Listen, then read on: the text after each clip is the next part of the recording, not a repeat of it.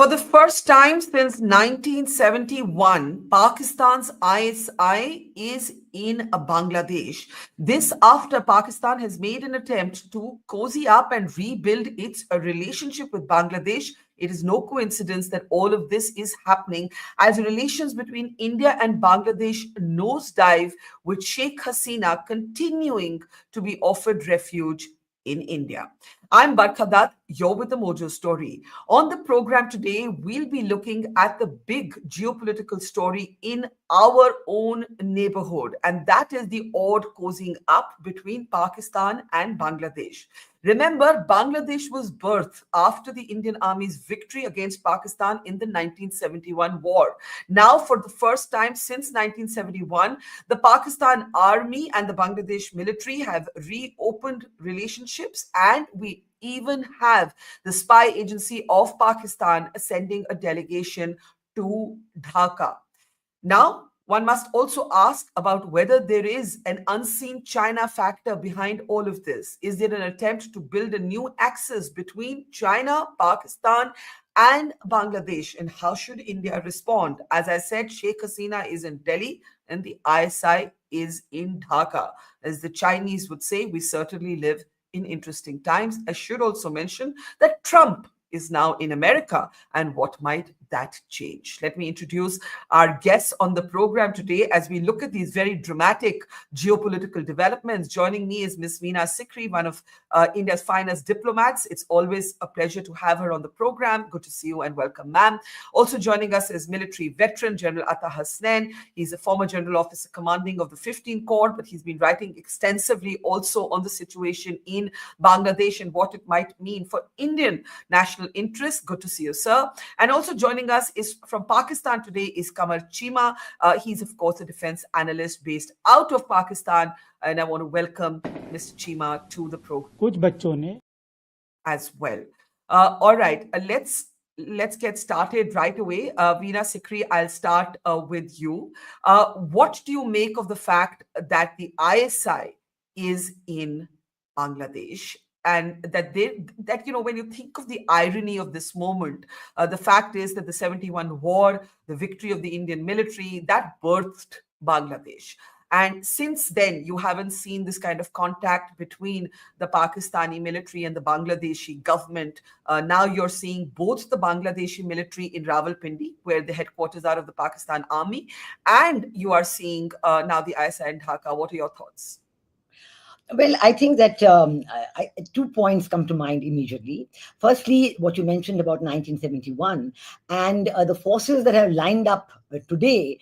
There was Pakistan, who was the big conduit for the change in Bangladesh on 5th of August last year, and the 2 or 3 weeks prior to that, where they were they called it a spontaneous students' uprising, but it was neither spontaneous nor a students' uprising. It was a very carefully planned military coup,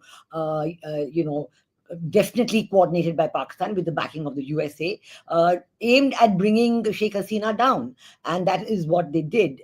And I think when you see the lineup of forces today, my point is that exactly the same as in 1971, only these forces were on the losing side in 1971. And there was the birth of Bangladesh and the Mukti Jodha and the Indian Army. They had a joint command, and we had the outstanding liberation of Bangladesh and the creation of a new country. I think that, and this was, of course, the end of the two-nation theory, as it were. Now, in between, the second point I want to make is that it is not that the ISI is coming for the first time since 1971, because I recall that when I was there between 2003 and 2006, and Begum Khaleda Zia was the Prime Minister, there was a lot of effort at that time for the ISI to be very active in Bangladesh, and they were. Okay, that's interesting. So you're saying the way the media is reporting it, that this is the first outreach since 1971 is not correct, but Hasina kept them at bay. Sheikh Hasina kept the ISI at bay. Kept them at bay. It may be the first visit by a DG ISI to correct, Bangladesh. At their rank. Yeah. One. Yeah. at that level. But certainly the ISI was very active, and they were encouraging the Bangladesh military at that time to host them in many ways. And every terrorist attack in India at that time had a Bangladeshi footprint, because it was coordinated by the ISI through Bangladesh, and it was happening, in India. They were using it as an easy access to India because of the porous border between Bangladesh and Mm. India, whereas the western border, as you know, is always very heavily guarded. So I think this is the second point. The third point is what is happening today. So when Sheikh Hasina was forced to leave Dhaka on the 5th of August 2024, we saw many reports coming out of Pakistan at that time, when they were talking, oh, we've got the two nation theory back. And I have seen Yeah. actually, I've seen posts, WhatsApp and recorded podcasts, where some of the defense analysts of Pakistan, are not, I haven't seen Mr. Kamar Chima's podcast, but I've Mm. seen others. And one of them, I'm sure Mr. Chima knows him, actually said, oh, now this is back to two countries, one nation. So Mm. there is a clear attempt to bring Pakistan and Bangladesh on this. These are Pakistani analysts saying it. It's not me saying it. So please, I would like to reflect this as a way that the Mm. Bangladesh and Pakistan armies are now thinking and are trying to coordinate, because in these few months we've seen a whole slew of reversals as far as Pakistan and Bangladesh relations are concerned. There was no trade between them. There were no cargo ships from Pakistan coming to Chittagong port. This has started. There were no easy issue of visas between them. The MHA of Bangladesh had to clear every single visa that was given to a Pakistani. This has been changed. There was no students from Pakistan studying in Bangladesh universities. This has been changed. And I think all in all, even the visit by the senior generals of the Bangladesh army to Rawalpindi, as you said, that took place last week, that was certainly a first, but I don't think any such visit had taken place ever between senior Bangladesh officers going to Mhm. Rawalpindi. And I think the Bangladesh military tried to keep it very quiet, but the ISPR was issuing regular announcements about the meetings and about what they were Mm. doing and who was there and so on. I didn't even see much coverage of it in the Bangladesh media. They really wanted to keep it quiet. But that Yeah. was not me, because of the ISPR. And now you see the return visit by the ISI. We've also seen the China angle coming in, because when the Bangladeshi generals were there, they spoke about buying these jets from Pakistan. But of course, these are Chinese jets which are being made in Pakistan. So obviously, there's a coordination to bring in the Chinese angle. We also see that Tawhid Hussain, the foreign affairs advisor of Bangladesh, he has been in Beijing last week. And there was a very long announcement from Beijing about, this friendship and what they're going to do and so on and so forth. So there is this effort, exactly as you say, to build up. I would not link it at all to the presence of Prime Minister Sheikh Hasina in India, because I don't think it's linked to that. It is this effort. This was a target of the military coup, and it's the effort to bring it together.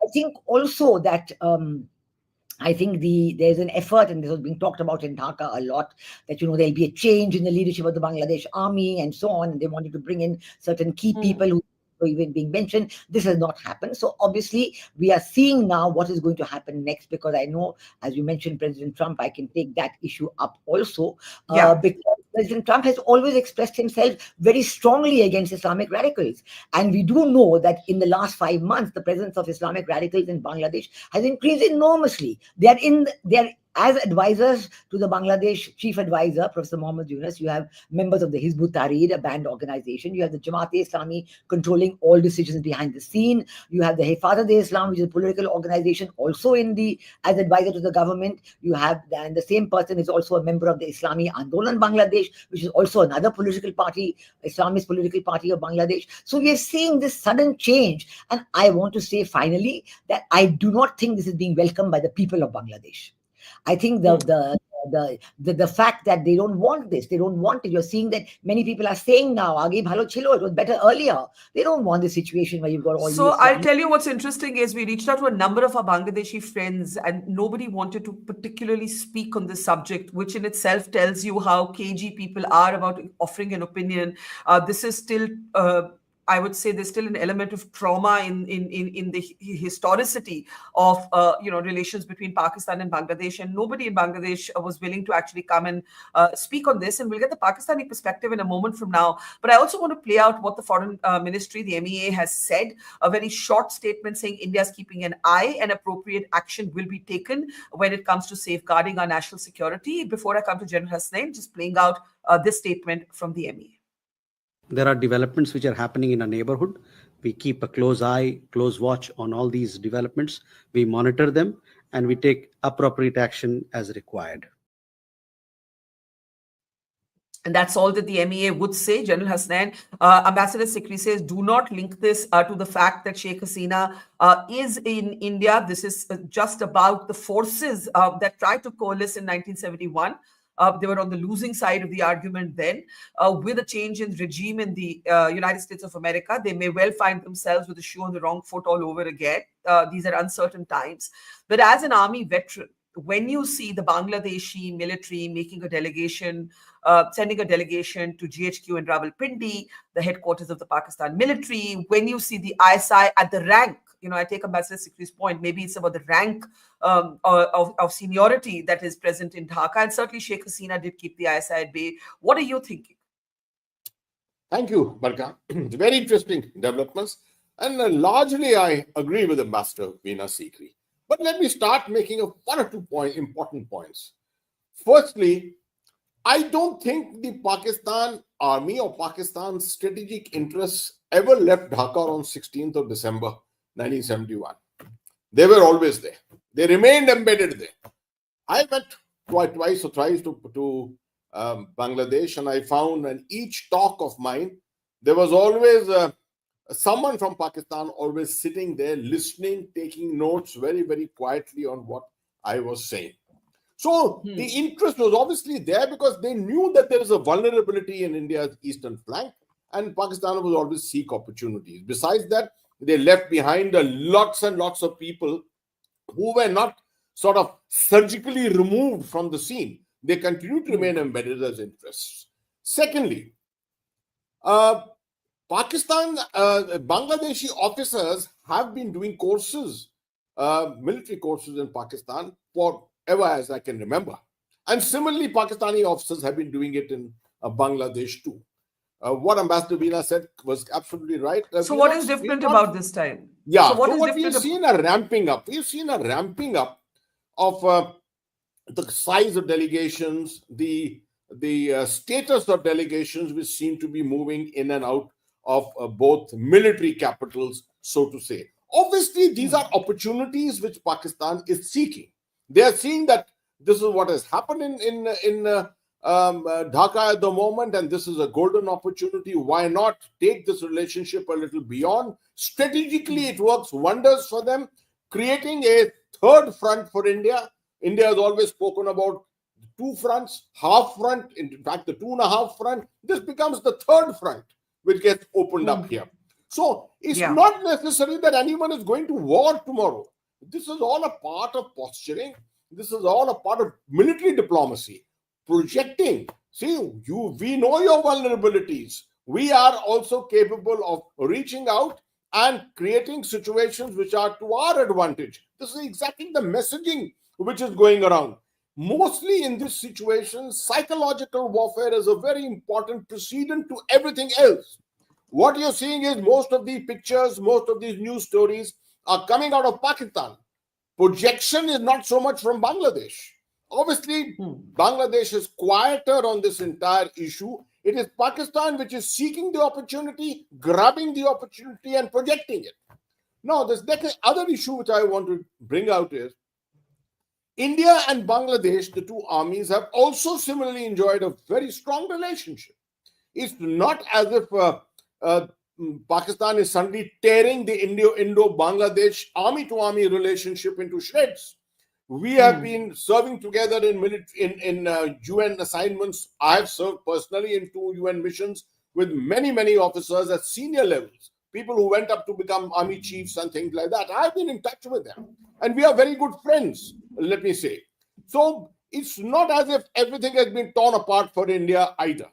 The third point I want to say is that If we presume that there was a third, someone's hand, an exterior hand, which was behind this entire chain of events which happened in Dhaka on the 5th of August, and we do believe strongly that there was an external hand.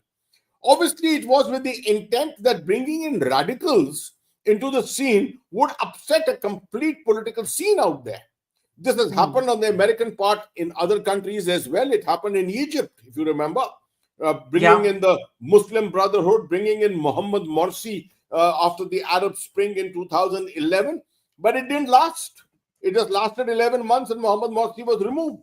The army itself revolted and came back, and you found General Sisi becoming the president subsequently.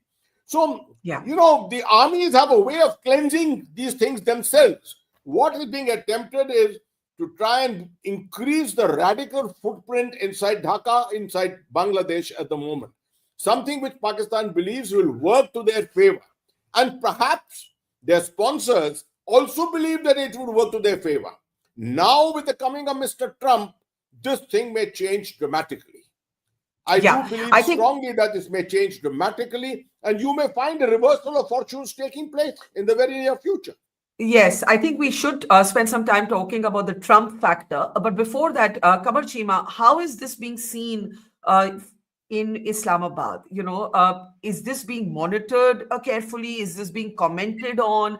I take the point made by both General Hasina and Ambassador Sikri that it's not the first contact, as it were. It's not like the Cold War ending or the Berlin Wall falling, but certainly at the level at which this contact is taking place, the timing of it, right? The knowledge that there is tension right now between India and Bangladesh, all of this is obviously something that Islamabad and Rawalpindi would be talking about. How is it being seen? Well, frankly speaking, I have not seen that there is a much conversation going on at the think tanks or the media how things will move on, because we on daily basis we operate in the think tanks, we go on the conversations, we talk and we speak. But yes, there has been some talk, but it's not that everybody is talking. And the media is paying attention, and normally the Pakistani media more looks inward rather than looking in the regional politics. I was just going to say that I guess the media also has its hands full with so much domestic political turbulence, with the Imran Khan sentencing and all of that perhaps this has gone under the radar. Yeah, so we look more inward, so that is something.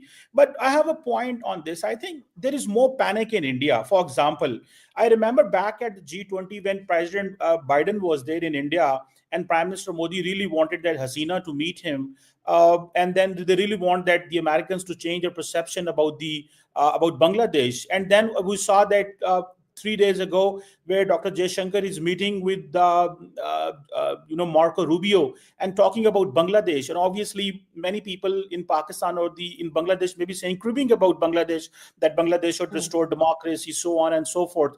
I think, in my understanding, or what we look here, that the Indian media is highlighting so much of the things which are not, for example, there. For instance, DGISI's visit.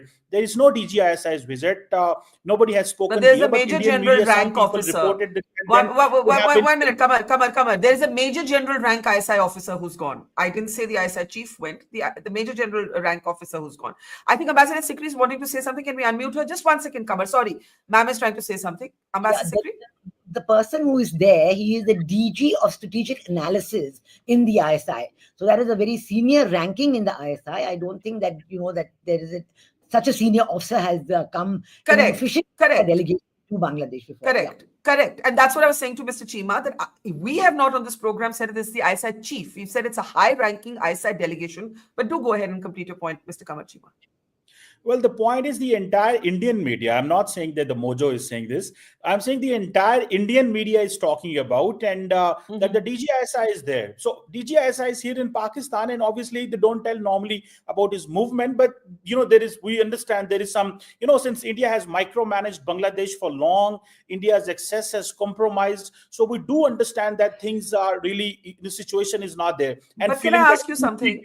Can I ask you something before Ambassador and General respond? You say India has micromanaged Bangladesh. Obviously, that's not how we see it. We see Pakistan deeply traumatized by the birth of Bangladesh and seeing an opportunity here to try and build bridges with the country that previously reminded you meaning not you, Mr. Chima, but the Pakistani state of the defeat of 1971. That's let what we me see. let me tell you. Let's be frank. Let's be honest and frank. So Yeah. it's Pakistan. It's Pakistan which has tried to micromanage Afghanistan, and we failed in that. And today we are where we are. You understand better. India micromanaged Bangladesh, and India failed at the end of the day. Now India has chosen Hasina Wajid over people of Bangladesh. Listen, let me finish my argument. No, you didn't Okay, stop. okay, finish. You allowed me Okay, that. finish. Great. Are So, you finished? Please you know, finish. India has chosen Sheikh Hasina Wajid over the Bangladeshi people. So this is a fact. They have asked for the demarche. They have sent the note verbals twice. Nobody is responding. So it is India which has to see that what they want to do. So, for example, you have to honor and respect the Bangladesh sovereignty. We similarly had to respect and honor the Afghanistan sovereignty. So I'm making, the equal claims that. So here, what is important for us is that India must not think that two Islamic states on our India's border, as Jana Hasnan or others are mentioning, that this is a third front of war. No, this is not a third front of war for you. I think there are so hypothetical statements in Indian media, and we understand this is a sort of a frustration, or this is sort of a Okay. panic. Okay, This is a sort of panic, frustration. This I is don't, not. I don't know. Okay. Now I think all three of you have had your sense. And of course, Mr. Chima, it goes without saying that you want to say one more sentence? Okay. Can we General unmute God, Mr. but Chima? you are the host. You can move on. नहीं, आप बोलिए, आप अपनी point complete करिए, please. General Hasnan got a lot of time. Ambassador got a lot of time, but आप in my बोलिए. papers, I should Please have been बोलिए. given that time. But the point here is, what I'm saying is, India should not feel that there are two big Islamic nations on Indian border. We are. Let me tell you, the moment Hasina Wajid is gone, the entire Indian state, or particularly I will talk media, I will not name anyone else, they started looking or claiming or making Bangladesh as a radical Islamist, nation. That is not the case. So when Hasina was there, it was all perfect for the Indians. If Hasina is gone, they have tried to portray in Bangladesh as a radical Islamist nation, which is, I understand that the minorities have been targeted in Bangladesh. I do understand that, and that should not have been done. But portraying Bangladesh in a way or in a sense and calling that, these are radicals, and Pakistan and is giving JF-17 Thunder to Bangladesh to attack India, I think this is reading too much. There should be some sense on this. Okay. Now I think we have a very clear perspective from our Pakistani guest. Before Ambassador Sikri and General Hassan respond to some of the points that he has raised, Mohammed Yunus made a very dramatic and intriguing sort of comment in his conversation at the World Economic Forum at Davos. And I just want to play out that little clip, and then I'll come right back to Ambassador Sikri. Take a look. A 12-year-old young person writing a letter which mother was crying and reading to the public after all this happened. I never get him back, she was saying. She wrote me this letter, Mom, you always protected me so that I don't go and join the protest march. And I was sitting at home and raging, very angry that I cannot go. Today, I'm going. I'm saying goodbye to you. I don't know whether I'll come back. If I don't come back, please forgive me. My friends are there. They are brave friends. I'm a brave person too.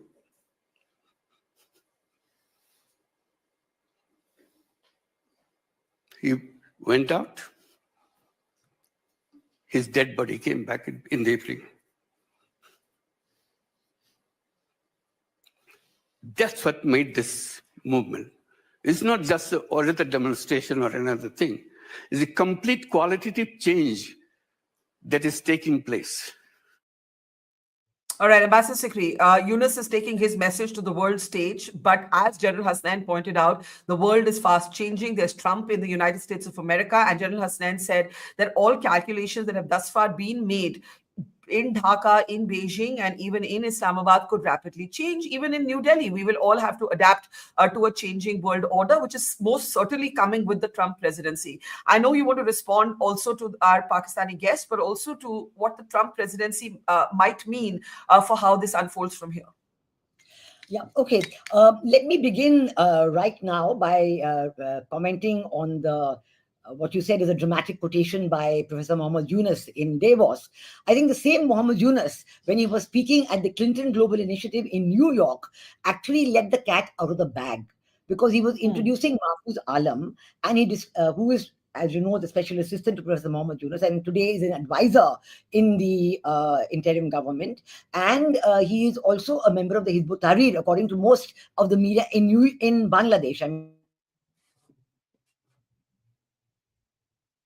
Did we lose Ambassador Sikri there?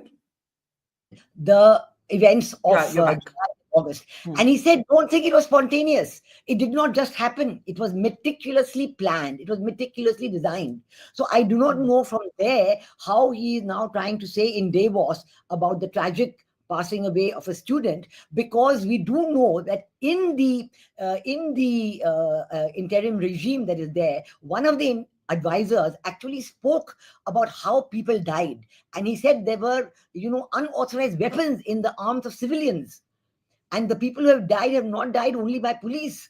They have died by weapons fired by civilians. And where did these weapons come from?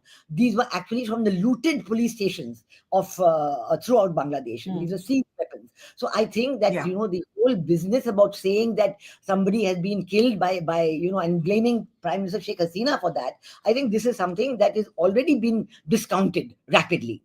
Secondly, secondly, let us talk about the chaos and the complete lack of law and order that exists in Bangladesh today. There is no control of the situation. There is no control because the police hasn't come back. The army has magistracy powers, but they're not doing anything because they've been told by the Biden administration, if any of your officers are anything against, we will not let them go for UN peacekeeping. So I think, please let us not say that this illegal, unconstitutional regime in Bangladesh is as if it's a government that's going to stay. Because they swore themselves in as an oath of allegiance to the Constitution of Bangladesh, which has no provision for an interim government. So I think that, we are talking about a situation where even the people of Bangladesh are now saying, what is this? Everybody wants elections. The BNP is asking for elections. The other political parties are asking for early elections. And this government is saying, no, we want to do constitutional reforms first. Is an interim regime authorized to do constitutional reforms? It's only an elected government that can do constitutional reforms. So by this regime taking on a pretense that they are authorized to do constitutional reform, they will change the constitution, they will remove secularism, etc., etc. This is an unreal situation. But may I ask you, ma'am, before I go to General Hasnain, our foreign secretary has met and has engaged with this regime. We don't officially recognize it, but we are engaging with them. Yes, our government has said from the beginning, and I think our government has shown enormous patience and restraint and has not been provoked by the repeated statements being made by this government. But they said from the beginning, we are happy to deal with you. We want to deal with you. But our foreign secretary also said, as quoted in the media, that we will only deal substantively with an elected government. And right now, we will continue the day-to-day of the thing. And our Prime Minister, when he wrote to Mohammad Yunus in the very first message on 8th of August, spoke about the safety of Hindu minorities and Christian minorities and Buddhist minorities in Bangladesh, and said, please look after them. So that, but the government, the regime in Bangladesh has been denying that anything has ever happened to the minorities. And even leading papers are saying, no, first they wrote about it. Pratham Alu first wrote about it, saying there were 1,600 incidents. Then the media was gagged. Then they were, leading articles and editorials saying, look, nothing has happened. Please tell the Indian media not to write about it. Then Vikram Mikshi goes there. And then the very next day, the same interim regime led by the same Professor Mohammad Yunus says, oh, yes, there were 88 incidents and we've arrested 70 people. So, this coming to President Trump himself, while he was campaigning, said that he knows and he's very disturbed at the chaos in Bangladesh. He said that he talked about the barbaric attacks on Christians and Hindus in Bangladesh. And obviously, now that he's as president, he's going to look at the situation. He does not want this Islamic radicals. I'm not talking. I don't know where the panic is. Where the word panic, Mr. Chima has used it today. He used it another day when I was on another channel with him and said nothing except panic, panic, panic, panic, panic. Indian government is very cool. I think they've been completely restrained. Many of us are talking about the actual situation because we get feedback about the actual situation. So we are talking about it, and so we know. And the Islamic radicals are in the interim regime. I mean, whether it is Jamaat-e-Islami, calling the shot, or as I mentioned all these names before, I can mention them Yeah. again if you like, but they are there. Who's denying they are there? And in fact, Yeah. the BNP, which was in alliance with the Jamaat-e-Islami previously when Begum Khalida Zia was in power, has today not, they're not on the same wavelength at all. The Jamaat-e-Islami is trying to consolidate the Islamic vote and that is why they're trying to delay elections, and the students are trying to form a political party. These students are not the ones who led the uprising. The first protest against Sheikh Hasina for the quota reform was done by a across the board students group, for which Sheikh Hasina had already accepted the reforms. She had So, already. yeah. What And you believe in any case, if I'm reading you or hearing you right, is that things are going to fast change with the Trump presidency. I want to bring General Hasnain on that and also Kamar Chima. Ambassador Sikri says, no panic. We're chilled. The government is chilled. It's cool. Kamar Chima says the media is panicking. The Indian media is panicking. The Indian media is simply asking I don't speak for the whole media, but certainly I am asking only to understand the import of what is happening and whether it's going to change very swiftly. Let's talk about what we think is going to happen next. There's Trump, and in 48 hours, he's certainly brought in a slew of measures that have changed domestic politics rapidly in America.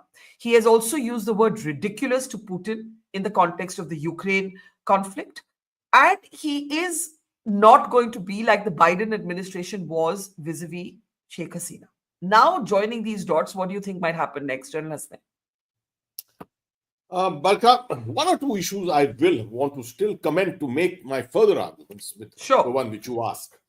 First, in the world of social media today, in the world of visual media, the kind of speech which Muhammad Yunus has given in Davos, with a bit of a stutter, a bit of an emotive kind of a sentiment expressed here and there, relates to a young boy, a Bangla boy, obviously a Muslim boy, right?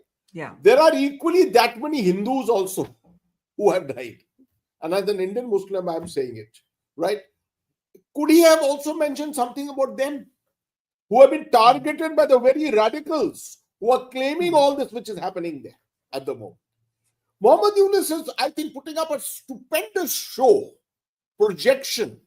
That's how leaderships who are pushed into appointment situations which they are not prepared for actually act ultimately, right? So I don't give any credence to that kind of a thing. And in the times of Trump, particularly, I don't think Mr. Trump would be greatly appreciative of the sentiment which Muhammad Yunus is expressing there. Having said that, the diplomacy which India is playing couldn't be quieter than this.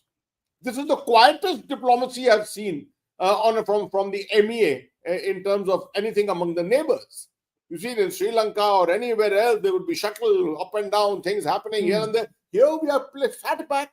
And I think we've handled this very maturely, allowed things to move, made our points, expressed a sentiment here and there from time to time. So I don't think that there's any panic here. If the panic appears to be in the media is meant to be questioning all this, right? Even if they do it, it's good enough. That is what they're supposed to be commenting upon. And this aspect of, seeing that we are being surrounded by Islamic nations, etc., I'd like to correct Mr. Chima on one aspect of his perception. We have never seen Bangladesh as an Islamic nation. The way we see Pakistan in the throes of radical Islam, we have never seen Bangladesh like that. Although the Jamaat has been strong, etc., all that we have seen, we haven't seen the streets, we haven't seen street battles, the manner in which they take place in Rawalpindi in Islamabad and things like that, right? All this should be worrying Mr. Trump, because I think there'll be a change of perception in the United States security establishment to say, because we are actually promoting the very people who carried out 9/11. That's where 9/11 came from. It came from West Punjab, from West Pakistan, from those areas of the western frontier of Pakistan. That's where all this was born. That's where the Taliban was born. Would Mr. Trump, would his establishment be happy to see the export of all this ideology into Bangladesh, which so far has been absolutely a secular nation, as far as we are concerned? So I do anticipate, I can't put my finger to it to say that this will happen and draw up a calendar for it, but I can tell you a lot and lots is going to happen as far as the American support to this entire so-called coup d'etat which has taken place in the recent past. Okay, Mr. Kamar Chima, I'd be interested in understanding from you what you think might change with the Trump presidency. Because we've argued and disagreed a lot about what the situation is right now. Let's look ahead. What happens now? Even Muhammad Yunus is committed, or he has to be committed to holding elections. The elections, provided they are held in a free and fair way, will determine eventually who represents the people of Bangladesh, right? Till such time, there are cataclysmic changes coming both home and abroad with the Trump presidency. What do you think might happen next? Well, there are a couple of comments, and then on this question, I think India learned this Islamic radicalism term after 9/11. So terming the Bangladeshi people who are on the streets that these are Islamic radicals, I think that is undermining the street movement or the very will of the Bangladeshi people. Now, coming to your question that what the Donald Trump is looking for the region, I think in my assessment, when the Indians talk of multi-alignment, when the Indians talk of strategic autonomy, that basically that hurts the West. Let me tell you how. So this is in one way the United States really want to cut to size India's regional influence. And that's where Prime Minister Modi has been convincing the Biden administrations to do not push the Hasina administration to the wall. But I think the American had a different view. So I think the Americans are not going to buy India's perspective for the South Asia or for Bangladesh. Americans may listen to India regarding Pakistan, but American would have a different view of Bangladesh, because they do understand that India should not have that much of a regional influence where they want to control everything. So they have a control on Maldives or Sri Lanka or Nepal or Bhutan, but having Bangladesh on their side and micromanaging of the region might not be in that American interest when India talks of the strategic autonomy and multi-alignment and all these things. So I think the Donald Trump administration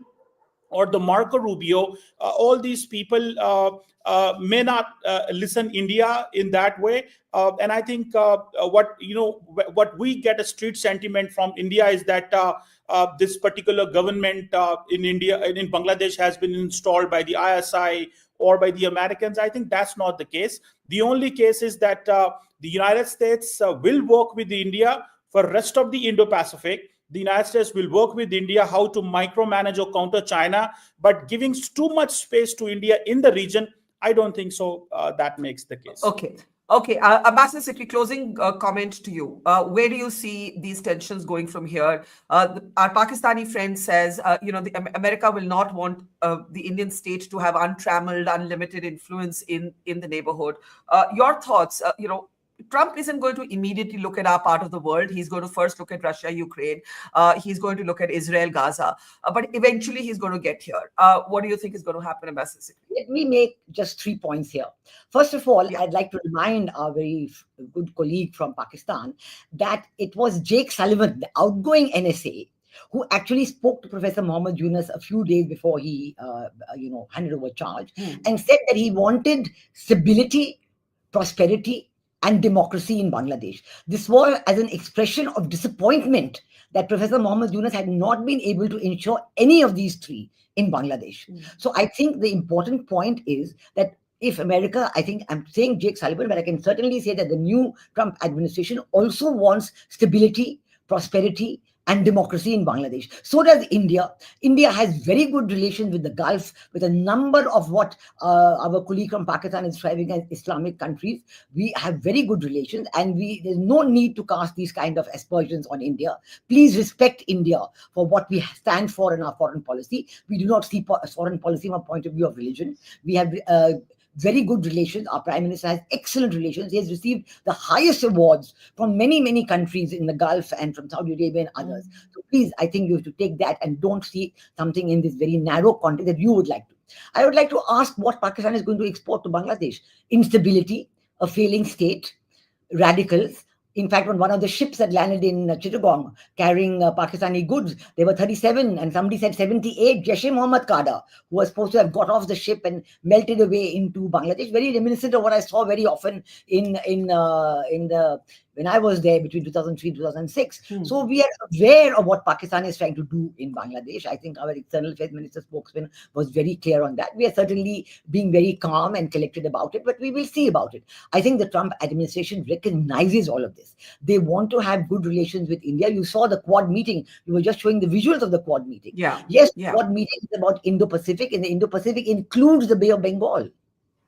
Bay of Bengal is a very important part of the Indo-Pacific. And I think what is happening in Bangladesh, what China is trying to do in Myanmar, what China, the messaging China is trying to send to Bangladesh, they're trying to control that situation. But what has happened very recently with the Arakan army in the Rakhine state of Myanmar tells a different story altogether. I'm saying all this because it points out the complexities in the region.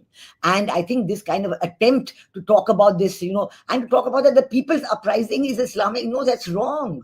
The people of Bangladesh want this stability, prosperity, and democracy. That's why they're asking for early elections. The people who were originally talking to Sheikh Hasina were the ones who had got what they wanted. The Supreme Court told them that we will not have any more quota reservations. So then the violence came on the streets because it was taken over by the Jamaat-e-Islami and the Islami Chhatra Shibir and other Islamic radical organizations. And that is why the advisor of the Bangladesh government itself spoke about that. Of course, he was removed the next day from his post. That's a different matter. So I'm talking about the complexities within Bangladesh as well. And the way that they have treated the minorities and trying to push them out of the country is unheard of. It's an ethnic cleansing. And I think General Hasina is absolutely right that, Professor Muhammad Yunus has not a word to say about the hundreds of thousands who have lost their livelihood, their properties, and have been terribly removed from the situation. And Chinmoy Das is in jail without any bail just because the minorities have said today that we are going to stay in Bangladesh. We are citizens of this country, we want our rights. And when they make their rights the 8-point demand, neither Professor Muhammad Yunus nor the media, anybody, not even mention this 8-point demand. They're not even prepared to talk about the rights of the minorities. What kind of a nation does this interim regime want in Bangladesh? We want stability, prosperity, and democracy. And we are certainly prepared to work with anybody who wants that. All right, we leave it there. Sorry, ma'am, you're saying something. Can we unmute you? We missed your last sentence. Yes? I said that we want stability, prosperity, and democracy in Bangladesh, and we're prepared to work with all interested groups. More and more people want that, including the Trump administration in the US that has taken over. General Hassan, you have a sentence? I do have to close, but one sentence. I just want to give a one-liner at the end. There may be a perception in Chima Saab's mind that as if the Trump administration would be going after India primarily because India may be getting too big for its boots. That's a perception which is prevailing around the world. Some people think about it, and particularly a prevailing kind of a emotion in Pakistan. But let me tell you, I don't think you should be looking at it from that angle. India is developing at a pace. India is being respected around the world. And I don't think the Trump administration is going to get after India primarily because they want to keep Bangladesh out of India's reach. The Quad itself exemplifies it. The clinching argument which Ambassador Veena Sikri made, that the Quad exemplifies it, Indo and Pacific. We leave it there. Thank you so much, General Hasnain, Kamar Chima, Ambassador Veena Sikri. This is going to be a very critical next few months. And I think many of the questions we have raised will answer themselves given a little bit of time. We are, of course, looking ahead, and we should know soon. Thank you very much. It's been a very interesting conversation. Take care. See you soon. It's great to see you here. Thank you for watching our work. If you haven't subscribed yet, don't forget to click the bell icon and subscribe to Mojo Story and support independent, robust journalism.